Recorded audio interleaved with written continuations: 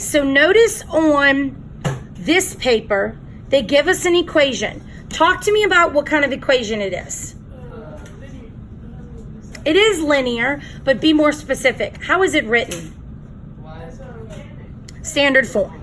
So we should be able to recognize that this is standard form. And in some cases, they will give you equations in standard form or require you to write them in standard form. And then in some other cases, they'll give it to you in a different form. So in this example, they've given us an equation in standard form. And the instructions are to graph it. So now, as we learned on Friday, what are the two things that we need to graph it? Y and X. No. No, the y-intercept. The slope and the y-intercept. So can you tell those two things from standard form? No. No, you can't. They're not given to you as easily as they're given to you in y equals mx plus b. So what could we do to easily get the things we need to graph? Tell me what you think.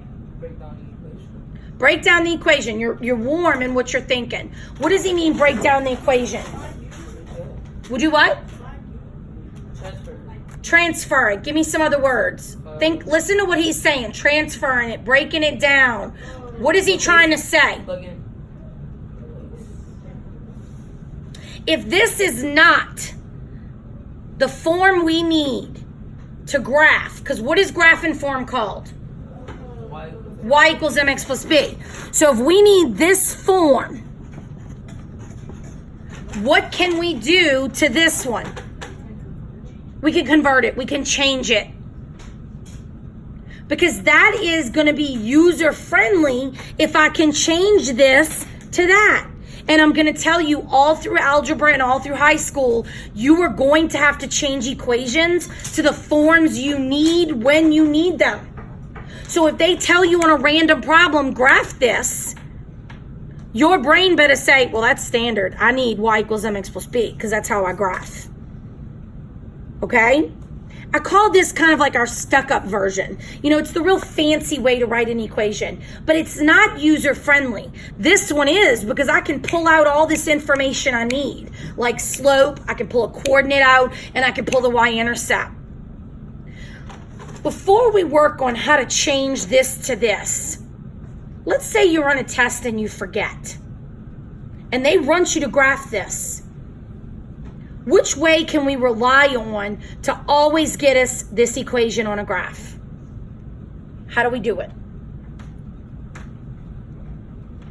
We don't know anything about y equals mx plus b. How do we get this equation on a graph? You plug in the y and the x. You plug in the y and the x. You do a plot points. How did we do that last week? We chose 0, 1, 2, 3, 4 arbitrary points. We put them in a table, and then we graphed all these points. So here you are, you take this equation, you write the equation, you plug in the points, you do it like 5 times, you pray to God that you get them all right, because sometimes your integers don't come out. And so if your integers don't come out, then you got to sit there and plot them. You plot them and you realize it doesn't make a straight line, so you got to go back to your integers. What happens? It takes up way too much time. And you don't have that time on a major test or on the EOC. So what we do have is converting to the easier form, and we can use it to graph. Because look how easy the graph was. Put the B, rise over run, second, draw a line. And I've got it. There's no plotting points. So let's talk about how we do this. In order to get standard form into y equals mx plus b, the y must be isolated. What does that mean? By itself. Completely by itself. So if I look over here, what is by the y, or the side of y? 5. The 5, the plus, the 3, and the x. All of that has to be shifted to the other side so that y is by itself. I still draw a river because it kind of keeps it organized for me. So you always start by undoing the addition or subtraction. So the first thing you're going to get rid of is the coefficient and x. So whatever number is attached to x, you're just going to move that to the other side. So since this is a positive 3x, what's the inverse? Negative 3x. So the very first stage is to go ahead and inverse addition and subtraction of coefficient and x. Both of them move over. And then you're going to rewrite. Here is where it gets tricky. This cancels and you're left with that. That's easy. But on the other side, can I combine these two? No. Why? They're not like terms. Let's use the correct vocabulary. They're not like terms.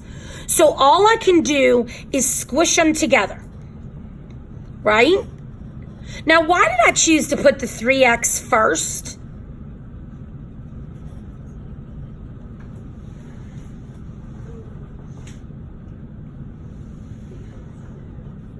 It happens first. Where?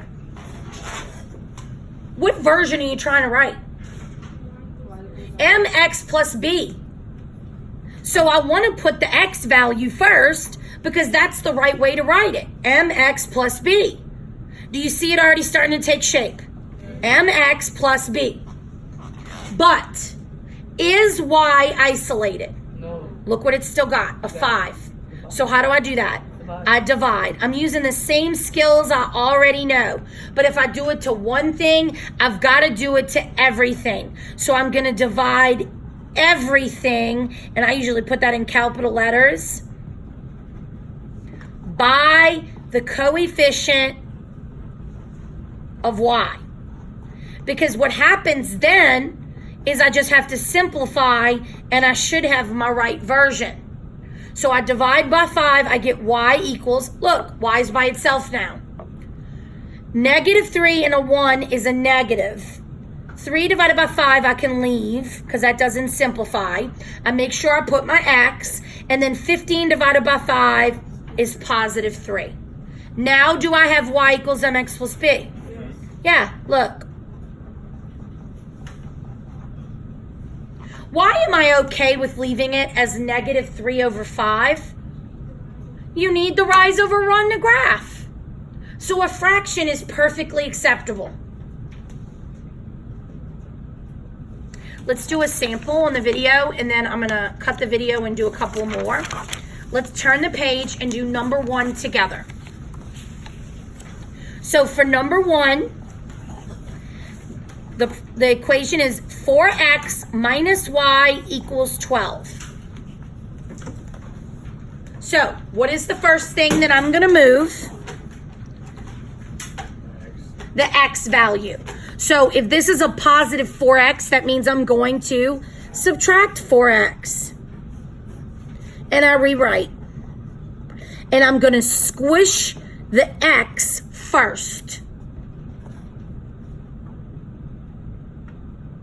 What's great about this is it never changes. It'll always be the same procedures because it'll always look the same way with standard form. So now, is y isolated? No. What is in front of y? The negative 1. So I've got to divide everything by the negative 1. So now I simplify. Y equals, this is where it can get tricky for some of you because it's some integers. 2 negatives make a positive. 4 divided by 1 is 4. A positive and a negative make a negative 12. I did not write plus or minus. I wrote minus 12.